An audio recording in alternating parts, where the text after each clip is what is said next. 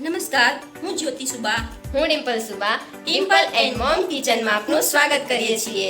Mummy, તું ખારા અને તીખા અઠાણા તો બનાવે છે, પણ આ વખતે મને મીઠું અઠાણું ખાવાનું મન થયું છે. તો આપણે કટકીનું અથાણું બનાવીશું. યે! મીઠી હોય તો ચાલો આપણે રેસીપી જોઈએ. કટકી બનાવવા માટે સૌપ્રથમ આપણે 600 ગ્રામ કેરી લઈશું, 600 ગ્રામ ખાંડ લઈશું તેમજ નિમક અને હળદર લઈશું. સૌપ્રથમ આપણે કેરીની છાલ ઉતારીશું. આપણે અહીંયા રાજાપુરી કેરી લીધી છે અને આ રાજાપુરી કેરીની છાલ જાડી હોવાથી આપણે અહીંયા જાડી જ છાલ ઉતારવાની છે.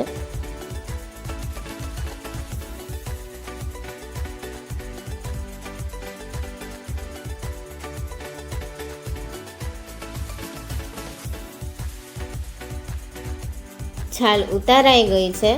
હવે આપણે આ કેરીની કટકી કરીશું. આપણે કટકી કરવામાં ધ્યાન રાખીશું કે કટકી ઝીણી ઝીણી કરશું કે જેથી અથાણું ખાવામાં પણ મજા આવે.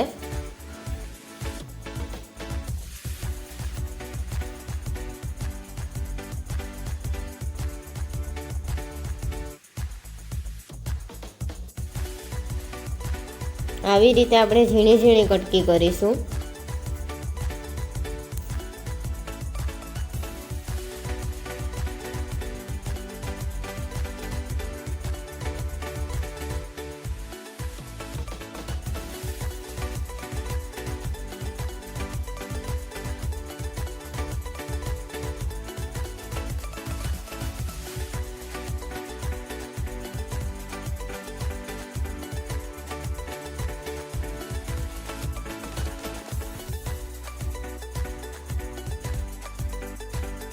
કટકી થઈ ગઈ છે.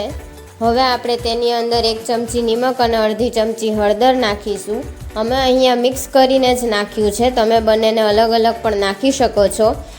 બંને સરસ રીતે મિક્સ થઈ જાય ત્યારબાદ તેને 2 કલાક સાઈડમાં રાખી દેવાનું છે. 2 કલાક થઈ ગઈ છે. હળદર અને નિમક કેરીની કટકીની અંદર સરસ રીતે ભળી ગયા છે. ત્યારબાદ હવે આપણે એક મોટું પાત્ર લઈશું અને તેની અંદર આ બધી કટકી જે છે એ કાઢી લઈશું.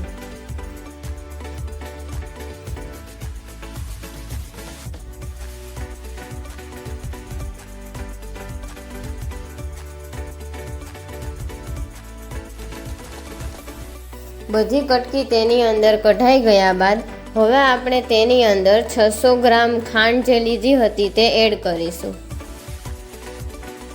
અહીંયા યાદ રાખવાનું છે કે આપણે જેટલી કેરી લઈએ, કટકી કે છુંદો જે પણ બનાવતા હોય ત્યારે તેટલી જ આપણે પ્રમાણમાં ખાંડ લેવાની રહેશે.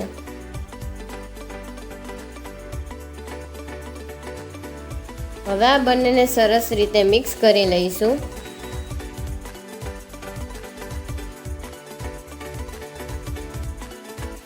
કટકીની અંદર ખાંડ ઓગળી ના જાય ત્યાં સુધી તેને સાઈડમાં ઢાંકીને મૂકી દેવાનું છે અને વચમાં તેને હલાવતા રહેવાનું છે. તમે જોઈ શકો છો કે કટકીની અંદર ખાંડ સરસ રીતે ઓગળી ગઈ છે. અમારે 24 કલાક થઈ છે ખાંડ ઓગળતા. હવે આપણે આ તપેલી જે છે તેને કપડાં વડે ઢાંકી અને તડકામાં મૂકી દઈશું. તપેલી પર આપણે કપડું સરસ અને ટાઈટ બાંધી દઈશું કે જેથી કીડી તેના પર ચડે નહીં અને આપણી કટકી બગડે નહીં.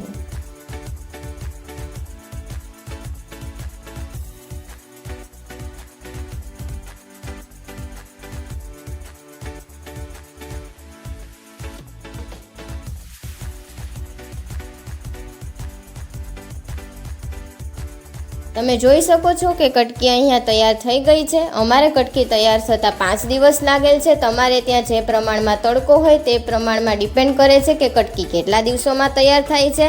અહીંયા આવી રીતે આપણે કટકીની ચાસણી ચેક કરી લઈશું જેથી ખબર પડે કે કટકી પરફેક્ટ રીતે તૈયાર થઈ છે કે નહીં. તડકાથી લાવીને આપણે થોડીવાર તેને ઠંડી થવા માટે મૂકી દઈશું. કટકી ઠંડી થઈ ગયા બાદ હવે આપણે તેની અંદર 2 ચમચી જેટલી ચટણી એડ કરીશું. તમારે ઘરે જે પ્રમાણે તીખાશ ખવાતી હોય તે પ્રમાણે તમે ચટણી એડ કરી શકો છો.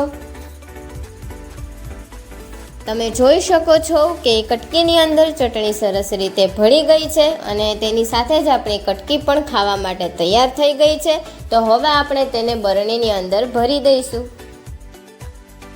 જો તમને અમારી આ કટકી બનાવવાની રેસીપી પસંદ આવી હોય તો આ વિડીયોને લાઈક કરજો, શેર કરજો અને ચેનલને સબસ્ક્રાઈબ કરવાનું ભૂલતા નહીં. કમેન્ટ જરૂરથી કરજો.